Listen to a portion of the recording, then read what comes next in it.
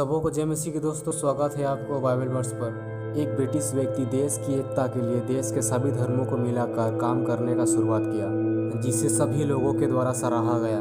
सभी धर्मों को मिलाकर लोगों को विश्वास दिलाते हुए उसने कहा, हमारे युग का मुख्य कार्य एक वैश्विक समाज निर्माण है जहाँ सभी लोग शांति और प्रेम भाव से रह सकें। यदि हम प्रभु यीशु मसीह के पहाड़ी उपदेश पर ध्यान दें तो उसने लोगों को यह सिखाया, इस कारण जो कुछ तुम चाहते हो कि मनुष्य तुम्हारे साथ करे, तुम भी उनके साथ वैसा ही करो, क्योंकि व्यवस्था और भविष्यद्वक्ताओं की शिक्षा यही है। और उसने उसी उपदेश में यह भी कहा, परंतु मैं तुमसे यह कहता हूँ कि अपने बैरियों से प्रेम रखो और अपने सताने वालों के लिए प्रार्थना करो। दूसरों के लिए सम्मान, और यदि सत्य के पहचान के साथ साथ यदि आपके पास सत्य है तो आपके पास लोगों को बताने के लिए एक बहुत ही बड़ा संदेश है। आपको दूसरों का आदर जीतने के लिए दूसरों का आदर करना बहुत ही ज़रूरी है।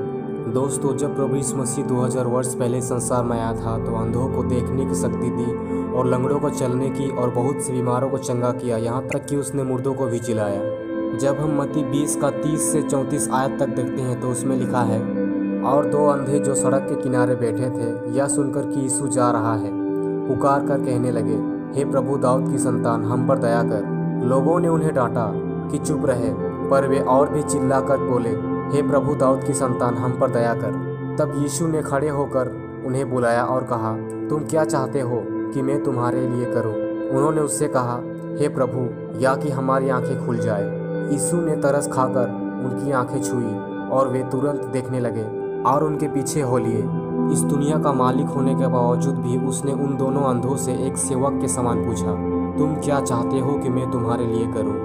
लोगों को अपने पिता का वचन और सुसमाचार सुनाता रहा। एक सेवक के समान हर गांव, हर गली, हर एक चौराहे पर गया और वचन प्रचार करता रहा, और अंत में सबके गुनाहों का बोझ अपने ऊपर ले लिया और क्रूस की मृत्यु के बाद तीसरे दिन जी उठा और स्वर्ग में उठा लिए जाने से पहले प्रचार का भार उन 11 प्रेरितों को सौंप दिया। पहले तो वो भी हिचकिचाए कि लोगों को क्या कहें, कहाँ से शुरुआत करें। इन सभी कामों में वे सभी असमर्थ थे, लेकिन जैसे पेंतीकुस्त के दिन पवित्र आत्मा उन सबों के जीवन में उतरा, वे सभी सामर्थ्य पाए और वे पवित्र आत्मा से भरने के बाद प्रार्थना में लवलीन हो गए, और उनका प्रार्थना को सुनकर लोगों का भीड़ जमा हो गया। लोग कहने लगे, इन्होंने नशा किया है, इन्होंने शराब पिया है।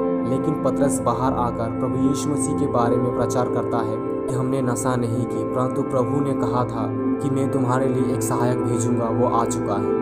पतरस उस बड़े भीड़ के बीच सामर्थ्य और दृढ़ता के साथ प्रचार करता है, और जब पतरस प्रभु यीशु मसीह का सच्चाई उनके बीच में रखता है तो हम प्रेरितों के काम 2 का 37 और 41 आयत में देखते हैं। तो उसमें इस प्रकार लिखा है, तब सुनने वालों के हृदय छिद गए और वे पतरस और अन्य प्रेरितों से पूछने लगे, हे भाइयों, हम क्या करें? अतः जिन्होंने उसका वचन ग्रहण किया उन्होंने बपतिस्मा लिया, और उसी दिन 3000 मनुष्य के लगभग उनमें मिल गए। सामर्थ्य पाने के बाद 11 प्रेरित विश्व के कोने कोने में बट गए और प्रभु का प्रचार करने लगे, और आज उन्हीं लोगों की वजह से लोग सच्चे उद्धारकर्ता को जान सके, समझ सके। जब हम लूका 15 का 7 आयत को पढ़ते हैं तो उसमें लिखा है, मैं तुमसे कहता हूँ कि इसी रीति से एक मन फिराने वाले पापी के विषय में भी स्वर्ग में इतना ही आनंद होगा जितना कि 99 ऐसे धर्मियों के विषय में नहीं होता। आज बहुत से लोग आपके आसपास मिल जाएंगे जो प्रभु के बारे में नहीं जानते। हमारी जिम्मेदारी है कि प्रेम पूर्वक लोगों को सत्य बताकर उन 11 प्रेरितों की तरह दूसरों के व्यक्तिगत जीवन में सही चुनाव कराएं, क्योंकि मत्ती 11 का 29 और 30 आयत में लिखा है, मेरा जुआ अपने ऊपर उठा लो और मुझसे सीखो, क्योंकि मेरा जुआ सहज और मेरा बोझ हल्का है। हमें परमेश्वर का जुआ उठाना है जैसा उन 11 प्रेरितों ने उठाया। खुद बचना काफ़ी नहीं है, लेकिन औरों को भी बचाना सीखना होगा। जब हम याकूब की पुस्तक 5 का 20 आयत को पढ़ते हैं तो उसमें लिखा है, तो वह यह जान ले कि जो कोई किसी भटके हुए पापी को फेर लाएगा वह एक प्राण को मृत्यु से बचाएगा और उनके पापों पर पर्दा डालेगा। हम यदि किसी एक व्यक्ति को प्रचार करते हैं तो हम उसके प्राण को मृत्यु से बचा लेते हैं। इस स्वाभाविक मृत्यु से नहीं, लेकिन उस मृत्यु से जिसे बाइबल दूसरा मृत्यु कहता है। एक व्यक्ति यदि बुराई को छोड़कर सच्चाई के रास्तों पर चलता है तो स्वर्ग में इतना आनंद होता है जितना कि 99 धर्मियों के लिए नहीं होता। बहुत से विश्वासी इसे सोचते हैं कि प्रचार करने से हमें क्या लाभ होगा।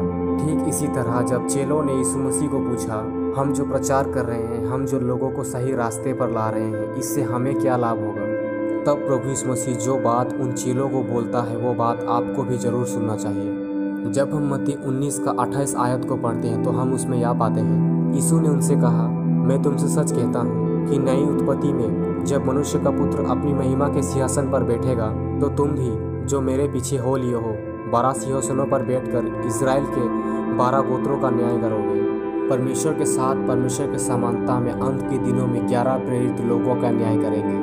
यह है प्रचार करने का पद। जब हम खुद के साथ औरों के जीवन को बचाते हैं तो परमेश्वर को ये भाता है। यदि आप सुसमाचार का जुआ अपने कांधों पर उठाते हैं तो इस संसार पर ही नहीं वरन उस संसार में भी परमेश्वर आपके पद को ऊंचा करेगा। जब हम दानियल 12 का 3 आयत को पढ़ते हैं तो उसमें लिखा है, तब बुद्धिमानों की चमक आकाशमंडल की सी होगी और जो बहुतों को धर्मी बनाते हैं वे सर्वदा तारों के समान प्रकाशमान रहेंगे। यदि आपको किसी भी जगह किसी भी समय कोई व्यक्ति मिले जो बुराई से दूर होना चाहता हो और परमेश्वर के वचनों को सुनना चाहता हो तो आप परमेश्वर के वचनों को उसके साथ जरूर शेयर करें और खुद के साथ उसके प्राणों को भी बचाएं। यदि यह मैसेज आपको अच्छा लगता है तो इसे लाइक और दोस्तों के साथ शेयर जरूर करें और चैनल को सब्सक्राइब करना ना भूलें, क्योंकि ऐसे ही बाइबल से जुड़े अपडेट और वीडियो आपको मिलती रहेंगी। आज के वीडियो में इतना ही दोस्तों, फिर मिलेंगे अगले वीडियो में। तब तक के लिए मसीह में स्थिर और विश्वास में बढ़ते जाइए। सबों को जय मसीह।